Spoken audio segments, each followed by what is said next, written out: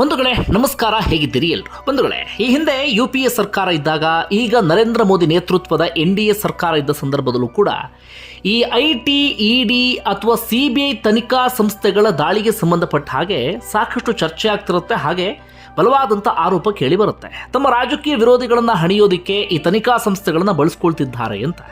ಅದಕ್ಕೆ ಹಿಂದಿನ UPA ಸರ್ಕಾರ ಆಗಿರಬಹುದು ಅಥವಾ ಈಗಿನ NDA ಸರ್ಕಾರ ಆಗಿರಬಹುದು ತಮ್ಮದೇ ಆದಂಥ ರೀತಿಯಲ್ಲಿ ಸಮರ್ಥನೆಯನ್ನು ಕೊಟ್ಕೊಂಡು ಬರ್ತಾ ಇತ್ತು. ಆದರೆ ಈಗಿನ NDA ಸರ್ಕಾರದ ಅವಧಿಯ ದಾಳಿಗೆ ಸಂಬಂಧಪಟ್ಟ ಹಾಗೆ ಚರ್ಚೆ ಇನ್ನಷ್ಟು ಜಾಸ್ತಿ ಆಗ್ತಿದೆ ಅಥವಾ ಆರೋಪ ಇನ್ನಷ್ಟು ಜಾಸ್ತಿಯಾಗಿ ಕೇಳಿ ಬರ್ತಾ ಇದೆ. ಅದಕ್ಕೆ ಕಾರಣ ಏನಪ್ಪ ಅಂದರೆ, ಬಹುತೇಕ ದಾಳಿ ವಿಪಕ್ಷ ನಾಯಕರ ಮೇಲೆ ಆಗ್ತಾ ಇದೆ. BJP ನಾಯಕರ ಮೇಲೆ ಈ ತನಿಖಾ ಸಂಸ್ಥೆಗಳಿಂದ ದಾಳಿಯಾಗಿದ್ದು ತೀರಾ ಅಪರೂಪ.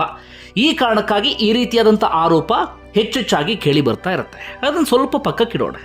ಈಗ ಒಂದು CBI ದಾಳಿ ಇಡೀ ದೇಶಾದ್ಯಂತ ಸಾಕಷ್ಟು ಚರ್ಚೆಗೆ ಗ್ರಾಸವಾಗಿದೆ. ರಾಷ್ಟ್ರೀಯ ಮಾಧ್ಯಮಗಳಲ್ಲಿ ಹೆಚ್ಚೆಚ್ಚು ಚರ್ಚೆ ಆಗ್ತಾ ಇದೆ.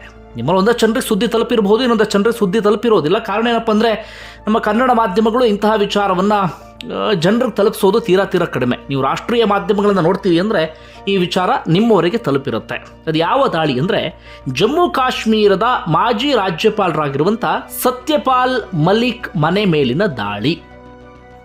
ಯಾಕೆ ಹೆಚ್ಚು ಚರ್ಚೆ ಆಗ್ತಿದೆ ಅಂದರೆ, ಸತ್ಯಪಾಲ್ ಮಲಿಕ್ ಸುದೀರ್ಘ ಅವಧಿಯವರೆಗೆ BJPಯಲ್ಲಿ ಕಾರ್ಯವನ್ನು ನಿರ್ವಹಿಸಿದಂಥವರು. BJP ಸರ್ಕಾರದಿಂದಲೇ ಬಿಹಾರ, ಒಡಿಶಾ, ಜಮ್ಮು ಕಾಶ್ಮೀರ, ಗೋವಾ, ಮೇಘಾಲಯ ಈ ಎಲ್ಲ ರಾಜ್ಯಗಳಿಗೂ ಕೂಡ ರಾಜ್ಯಪಾಲರಾಗಿ ಕೆಲಸವನ್ನು ಮಾಡಿದಂಥವರು. ಅದಕ್ಕಿಂತ ಮಿಗಿಲಾಗಿ ಯಾಕೆ ಚರ್ಚೆ ಆಗ್ತಿದೆ ಅಂದರೆ, ಈ ಸತ್ಯಪಾಲ್ ಮಲಿಕ್ ನರೇಂದ್ರ ಮೋದಿಯವರ ಕಟು ಟೀಕಾಕಾರ. ಅದರಲ್ಲೂ ಈ ಪುಲ್ವಾಮಾ ದಾಳಿಗೆ ಸಂಬಂಧಪಟ್ಟ ಹಾಗೆ ಇವರು ಜಮ್ಮು ಮತ್ತು ಕಾಶ್ಮೀರದಲ್ಲಿ ರಾಜ್ಯಪಾಲರಾಗಿದ್ದ ಸಂದರ್ಭದಲ್ಲೇ ಪುಲ್ವಾಮಾ ದಾಳಿಯಾಗಿತ್ತು. ಪುಲ್ವಾಮಾ ದಾಳಿಗೆ ಸಂಬಂಧಪಟ್ಟ ಹಾಗೆ ಕೇಂದ್ರ ಸರ್ಕಾರದ ಕಡೆಗೆ ಬೆರಳು ಮಾಡಿ ತೋರಿಸುವಂಥ ಕೆಲಸವನ್ನು ಮಾಡಿದ್ರು.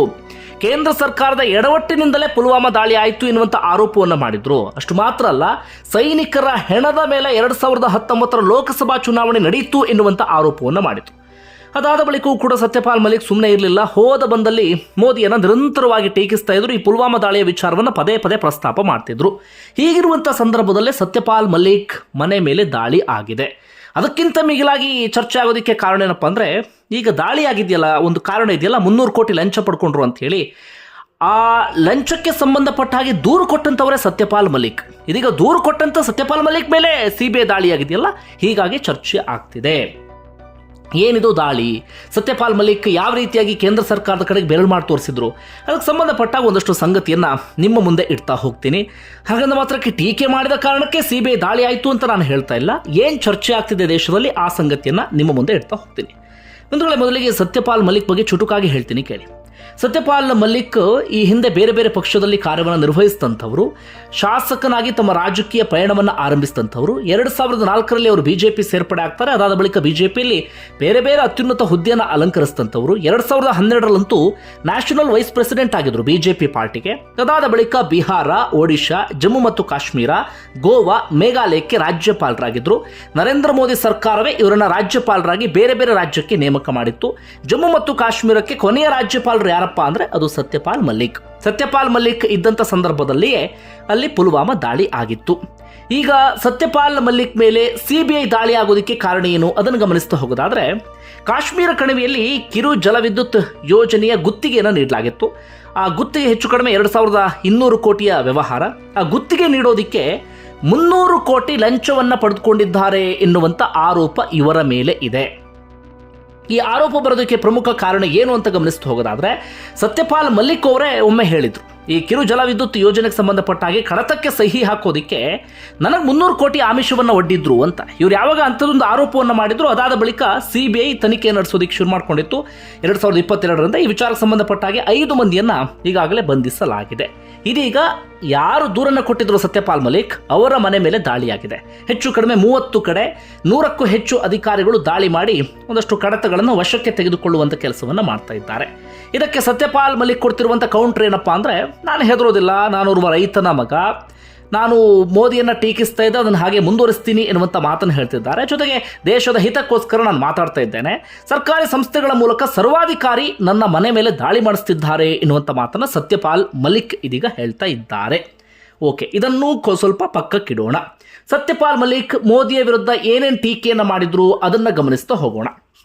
ಸತ್ಯಪಾಲ್ ಮಲಿಕ್ ಆರೋಪ ಇಡೀ ದೇಶದ ಗಮನ ಸೆಳೆಯೋದಕ್ಕೆ ಕಾರಣ ಓರ್ವ ಬಿಜೆಪಿ ನಾಯಕನಾಗಿ ಬಿಜೆಪಿಯಿಂದಲೇ ಬೇರೆ ಬೇರೆ ಕಡೆಗಳಲ್ಲಿ ರಾಜ್ಯಪಾಲರಾಗಿ ಕಾರ್ಯನಿರ್ವಹಿಸಿದ್ರು ಕೂಡ ಮೋದಿಯನ್ನ ಟೀಕಿಸುತ್ತಿದ್ದಾರೆ, ಬಿಜೆಪಿಯನ್ನು ಟೀಕಿಸುತ್ತಿದ್ದಾರಲ್ಲ ಎನ್ನುವ ಕಾರಣಕ್ಕಾಗಿ ಇಡೀ ದೇಶದ ಗಮನ ಸೆಳೆದಿತ್ತು.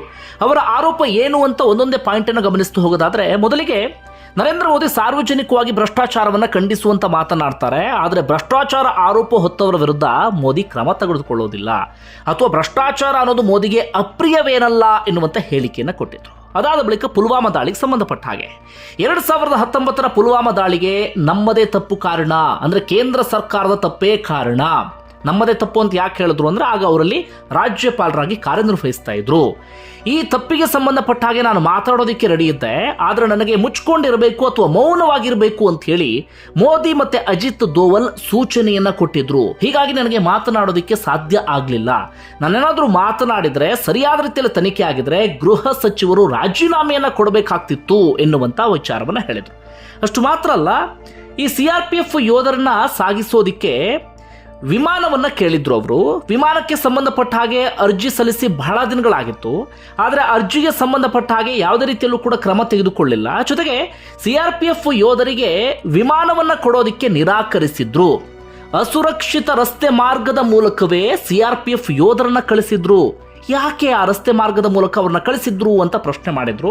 ಅಷ್ಟು ಮಾತ್ರ ಅಲ್ಲ, RDX ಅಷ್ಟು ತೂಕ ಇತ್ತಲ್ಲ 300 kg, ಅದನ್ನು ಹೇಗೆ ತೆಗೆದುಕೊಂಡು ಬಂದ್ರು? ಗುಪ್ತಚರ ಇಲಾಖೆ ಹೇಗೆ ಕಾರ್ಯನಿರ್ವಹಿಸ್ತಾ ಇದೆ? ಹಾಗಾದ್ರೆ ಸ್ಫೋಟಕ ಹೊತ್ತಂತ ವಾಹನ 10 ರಿಂದ 12 ದಿನಗಳ ಕಾಲ ಅಲ್ಲೇ ಸುತ್ತಾಡ್ತಾ ಇದ್ರು ಕೂಡ ಯಾರ ಗಮನಕ್ಕೂ ಬಂದಿಲ್ಲ ಅಂದ್ರೆ ಏನ್ ಅರ್ಥ? ಇದು ನಮ್ಮ ತಪ್ಪಲ್ಲದೆ ಇನ್ಯಾರ ತಪ್ಪು? ಕೇಂದ್ರ ಸರ್ಕಾರ ಇಷ್ಟೆಲ್ಲ ತಪ್ಪು ಮಾಡಿಯೂ ಕೂಡ ಅದನ್ನು ಸಮರ್ಥನೆಯನ್ನ ಮಾಡ್ಕೊಳ್ತಾ ಇದೆ.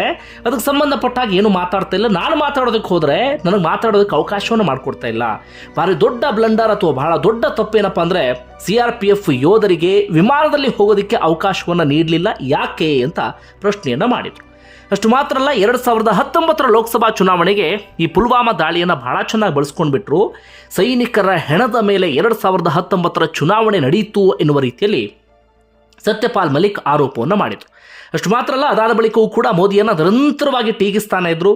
ಈ ರೈತರ ಹೋರಾಟಕ್ಕೂ ಕೂಡ ಅವರು ಬೆಂಬಲವನ್ನು ಕೊಟ್ಟಿದ್ರು. ಜೊತೆಗೆ ಬೇರೆ ಬೇರೆ ಸಂದರ್ಭದಲ್ಲೂ ಕೂಡ ಕೇಂದ್ರ ಸರ್ಕಾರವನ್ನು ಟೀಕಿಸುವಂತ ಕೆಲಸವನ್ನ ಸತ್ಯಪಾಲ್ ಮಲಿಕ್ ಮುಂದುವರಿಸಿದ್ರು.